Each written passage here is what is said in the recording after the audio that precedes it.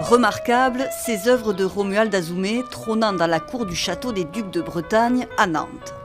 L'artiste béninois a aussi investi le monument et son musée, dédié en partie à la mémoire de l'esclavage dans cette ville qui fut le premier port négrier de France. Et ça, c'est la maquette de la musette. Ouais, c'est un navire nantais qui a toujours allié les côtes atlantiques avec des esclaves aussi. Maquettes, chaînes et entraves, objets, documents du passé et d'une sombre page d'histoire, confrontés aux créations du plasticien béninois. Masques réalisés avec des bidons d'essence et œuvres monumentales, à travers lesquelles il suggère ici les corps empilés dans les bateaux, là les cris de désespoir, mais pas seulement. J'ai fait des portraits qui sont des portraits des gens du passé, mais qui reviennent ici pour parler du présent. Je veux simplement rappeler aux Africains que sur la Terre, nous sommes les premiers et nous devons être fiers de notre couleur, nous devons être fiers de notre culture, nous devons arrêter de voir que nous sommes des victimes et nous devons nous battre pour notre culture.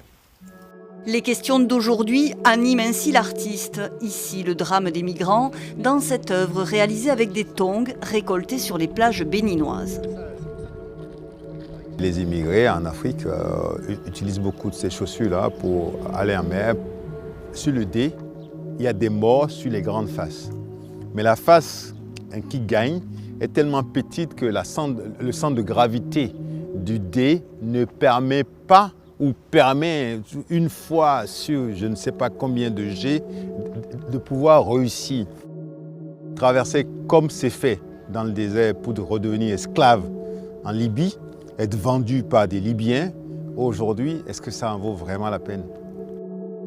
Des pièces métaphores dénonçant le pillage des ressources ou les rapports dominant-dominé qui gangrènent le continent africain. En bas, on ne récupère que des miettes. Donc, à ce moment-là, est-ce qu'il ne faudrait pas qu'on change de vision? Il ne faudrait pas qu'on dise, nous, en tant qu'Africains, on ne veut plus que l'Afrique soit un gâteau à partager par les autres. Un message de résistance et de résilience adressé aux Africains, une ode aussi à la richesse culturelle du continent.